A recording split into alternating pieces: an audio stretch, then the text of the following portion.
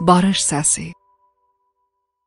Azərbaycanı cozam bürümüşdü. Kəndidən, şəhərdən sürgün düşmüş cozamilər evlərindən, şəhərlərindən dağlara, təpələrə sığınmışdılar. Mübəyyin adında bir döktür, cozam haqda təhqiqat və işlər görmüş.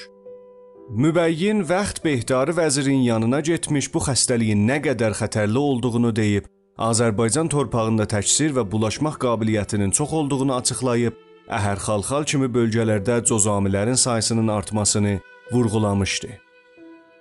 Behdarı vəziri nifrətdən dolu baxışı ilə soruşmuşdu: Xalxal və Əhər-Qəradağ Səttarxangilin şəhridə? Rəng dəyişən vəzir demiş, qanun əsasında biz eləyə bilmərik ölkənin milli etibarından xas bir bölgəyə kömək edək, özüz gedin bir iş görün. Vəzirin nifrətli sözü Mübəyyini bir ıldırım kimi odlamışdı. Elə ki, Mübəyyin şeir dünyasında özünə şimşək, yəni ıldırım seçdi. Necə ki deyir: Ürəyim yaradır, dərmanım umud, şimşəkim şaxaram, qara gecədə.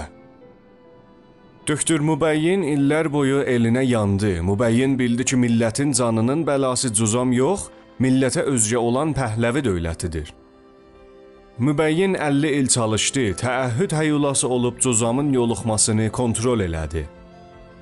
O yerli Behdarı karməndlər və döktürlər ilə izafəkarsız, minnətsiz cozam həyulasının bulaşmağının qabağını aldı, vətənin qorudu. Döktür Mübəyyin Təbrizdə Bababağı adında bir mərkəz qurub, yaxında, uzaqda olan cozamiləri ora alıb, dərman edib, amuzəş vermiş. Döktür Məhəmməd Hüseyn Mübəyyin İran cozamilərinin mənəvi atasıdır.